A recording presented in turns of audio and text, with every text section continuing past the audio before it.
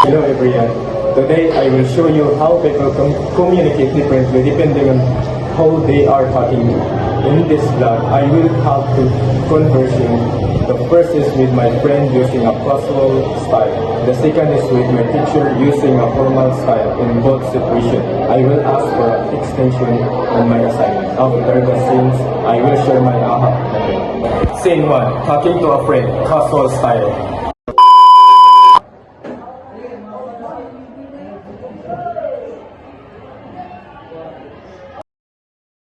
Hey Nerosa, are you done with our English assignment? Yes, I finished it last. How about you? Not yet. I was really busy at home yesterday, so I couldn't finish it. Oh, that's okay. Just finish it today.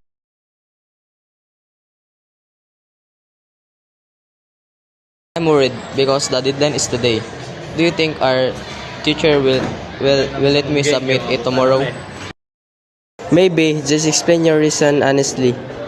You're right. I asked politely. Don't be nervous. Our teacher's kind if you are respectful. Thanks for the advice. I hope she understands. Good luck. Thank you. Aha!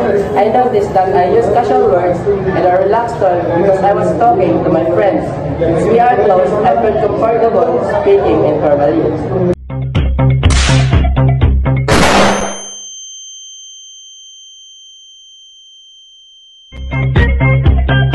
Morning, sir. Good morning. How can I help you? Sir, I would like to respectfully ask if I may submit my English assignment tomorrow. I know why you were unable to finish it. Yesterday, I had to help my family with important responsibilities at home. Because of that, I was not able to complete my assignment on time.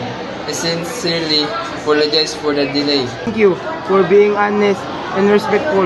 I understand your situation. Thank you, sir. I promise to finish it tonight and I submit it tomorrow. I will allow you to submit it tomorrow. Please make sure it is complete. Yes, sir. Thank you very much for your understanding. You're welcome. Always remember to manage your time. I will. Sir, have a great day. You too. Aha! I use polite and respectful language when talking to my teachers, even though I was asking for the same thing.